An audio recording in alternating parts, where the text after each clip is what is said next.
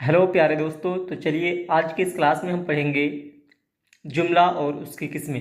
रोज़ाना की तरह जैसा कि आप जानते हैं कि डीएलएड एंट्रेंस 2025 का ये क्लास नंबर 7 है। स्टार्ट करते हैं बिना किसी देरी के, बिना किसी लेट के, बिना किसी विलम्ब के। तो चलिए फटाफट से स्टार्ट करते हैं और देखते हैं जुमला और इसकी किस्में। सबसे पहली बात, हम जुमला और इसकी किस्में पढ़ने से पहले हमें एक चीज़ बहुत अच्छी तरह समझ लेनी चाहिए कि जुमला किसे कहते हैं। तो आपको जुमला समझने के लिए यहाँ पे नीचे मैंने कुछ लिख रखा है, इसे आप ध्यान से देखिए। अक्षर, अक्षर को उर्दू में हर्फ कहते हैं या फिर हरूफ कहते हैं। हरूफ इसका जमा हो गया यानी प्लूरल हो गया, और इसी को इंग्लिश में लेटर कहते हैं, जैसे ए बी सी। इसी तरह से अगर उर्दू के अल्फ़ाबेट को हम कहेंगे तो अलिफ बा पा ता टा। इसी तरह से अक्षर अगर हिंदी में कहेंगे तो क ख ग घ, इस तरह से है। इसी तरह से दूसरे नंबर पे है शब्द। शब्द, हम शब्द को उर्दू में कहेंगे लफ्ज़, लफ्ज़ या फिर अल्फाज। लफ्ज़ एक वचन है और अल्फाज बहुवचन है, इसी को इंग्लिश में कहते हैं वर्ड। अब तीसरे नंबर पे है वाक्य। वाक्य को हम कहते हैं जुमला, जो कि आज हम इसे पढ़ने वाले हैं, और जुमला की कितनी टाइप्स है इसे भी पढ़ने वाले हैं। तो यही है जुमला, यानी हिंदी में जिसे वाक्य कहते हैं उसी को जुमला कहते हैं उर्दू में, और इस जुमले को इंग्लिश में सेंटेंस कहते हैं। तो चलिए हम स्टार्ट करते हैं और देखते हैं कि जुमला किसे कहते हैं। यहाँ पे इसकी डेफिनेशन लिखी गई है, इसका परिभाषा लिखा गया है। अल्फाज के ऐसे मजमूए को कहते हैं जिससे सुनने वाला बात को पूरी तरह समझ ले। यानी अगर कोई भी अल्फाज के ऐसे मजमुआ, मजमुआ मतलब होता है ग्रुप, यानी कई अल्फाज, कई शब्द मिलकर बने हुए ग्रुप को क्या कहते हैं? जुमला कहते हैं। तो बोला जा रहा है कि अल्फाज के ऐसे मजमुए, मतलब अल्फाज यानी शब्द के ऐसे मजमुए, शब्द के ऐसे ग्रुप को कहेंगे जिससे सुनने वाला बात को पूरी तरह समझ ले। यानी उस लिखे हुए मजमुए को अगर कोई सुने तो उस मजमुए को सुनकर उसे अच्छी तरह से समझ में आ जाए कि ये बात क्या कहना चाहता है। जैसे जैद स्कूल जाता है, यहाँ पे देख सकते हैं जैद यह एक शब्द हो गया, यह एक लफ्ज़ है। इसी तरह से स्कूल एक लफ्ज़ है, इसी तरह से जाता है यह एक लफ्ज़ है।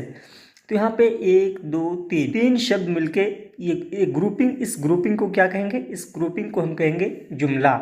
इसी को अगर इंग्लिश में कहेंगे तो इसको सेंटेंस कहेंगे, और हिंदी में कहेंगे तो इसे वाक्य कहेंगे। अब आगे बढ़ते हैं कि जुमला की कितनी किस्में हैं। ऐसे तो जुमला की बहुत सारी किस्में हैं, अलग अलग नाहिए से, अलग अलग हिसाब से जुमले की बहुत सारी किस्में हैं। लेकिन यहाँ पे जो आपके एग्ज़ाम में पूछे जाने वाले हैं, जो आपके एंट्रेंस एग्ज़ाम में आने वाला है, या फिर आपका सीटेट बीएड वगैरह जो सारी चीज़ आ ही जाती है, तो उस नाहिए से हमने लिख रखा है जुमला की दो किस्में हैं। अब क्या क्या है भाई? जुमला नंबर 1 पे लिखा है जुमला इस्मिया, और दूसरे नंबर पे है जुमला फ़ेलिया। जुमला इस्मिया उस जुमला को कहते हैं जिसमें मुस्नद और मुस्नद इलैह, यानी ब्रैकेट में जो लिखा गया है मुब्तदा और ख़बर दोनों इस्म हो, मतलब उस जुमला को कहते हैं जिसमें मुस्नद और मुस्नद इलैह दोनों इस्म हो, और जिसके आखिर में फ़ेल नाकिस आए। जैसे इमरान बड़ा ज़हीन है। अब इसकी डेफिनेशन पढ़ के हमें अच्छी तरह से समझ में नहीं आई, तो चलिए इसको समझने के लिए हमें 3 चीज़ पे ध्यान देना पड़ेगा। क्या क्या? यहाँ पे नए नए वर्ड्स आ गए हैं, मुस्नद और मुस्नद इलैह, इसी तरह से मुब्तदा और ख़बर। अब और एक नया वर्ड है, ये है फ़ेल नाकिस। यहाँ पे 3 वर्ड्स नए हैं जिसको मैं डिफ़ाइन करके ऑलरेडी रखा है। अब इसे थोड़ा सा ध्यान से देखते हैं। पहला है मुब्तदा, यानी मुब्तदा को ही हम क्या कहते हैं? मुस्नद इलैह कहते हैं। ये मुस्नद इलैह और मुब्तदा होता क्या है, इस चीज़ को थोड़ा सा गौर से देखेंगे। इसी तरह से है ख़बर, ख़बर को ही हम मुस्नद कहते हैं। ये भी क्या चीज़ होती है, किस चिड़िया का नाम है, इसे भी गौर से देखेंगे। तीसरे में है फ़ेल नाकिस। फ़ेल नाकिस किसे कहेंगे, इसे भी हम गौर से देखेंगे। एक यहाँ पे एग्जाम्पल दिया गया है, इसी एग्जाम्पल से सारे डाउट क्लियर हो जाएगा इंशाल्लाह। अब देखिए, इमरान बड़ा ज़हीन है, यहाँ पे इमरान बड़ा ज़हीन है, एक एग्जाम्पल दिए हैं। अब यहाँ पे जो इमरान है, ये इमरान, इस इमरान को हम क्या कहेंगे? मुब्तदा कहेंगे।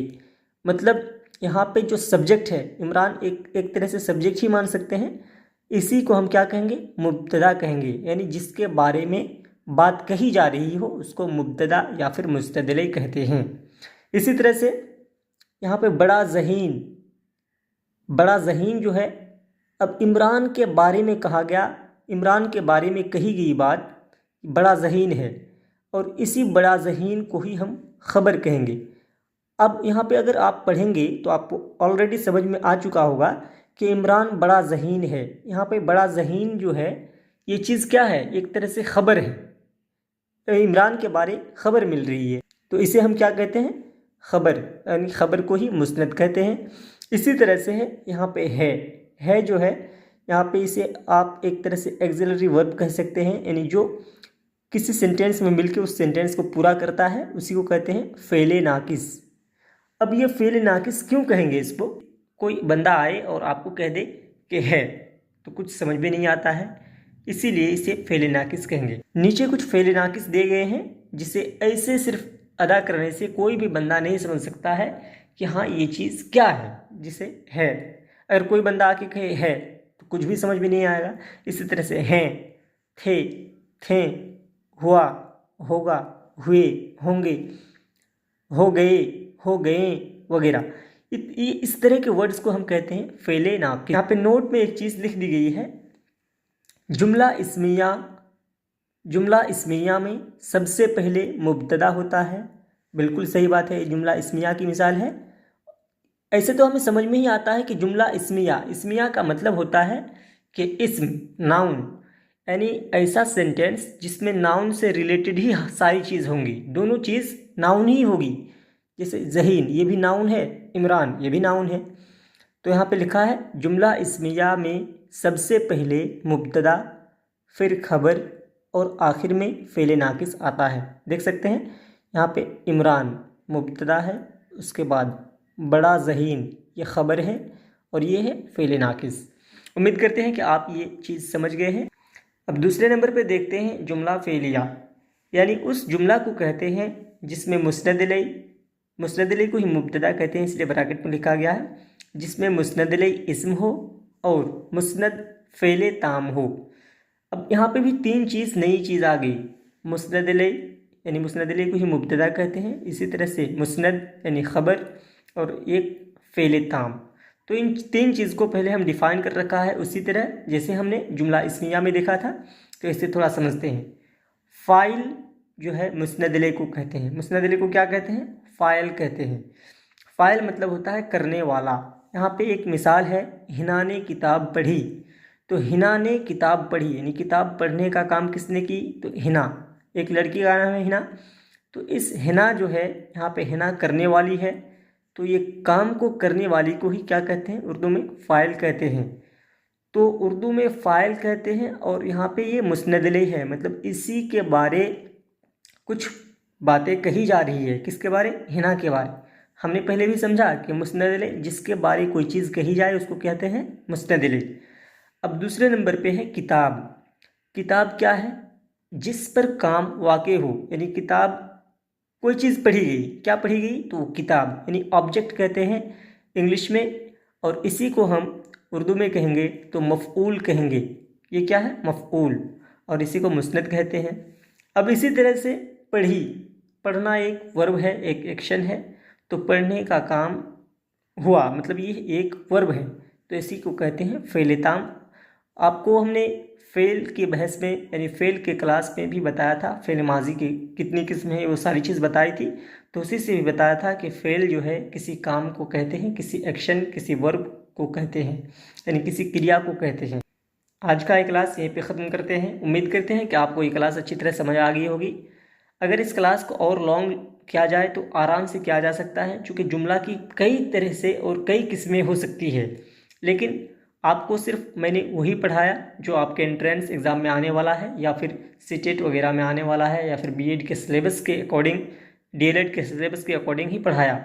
लेकिन और मैं कोशिश करूँगा कि और मुख्तसर एक क्लास कर लूँ जिसमें और थोड़ी सी आपकी कवर हो जाए और आप अच्छी तरह से समझ पाओ। तो नेक्स्ट क्लास आपका जुमला से रिलेटेड ही होगा और वो मुख्तसर होगा। अभी तक के लिए इतना ही, बहुत बहुत शुक्रिया।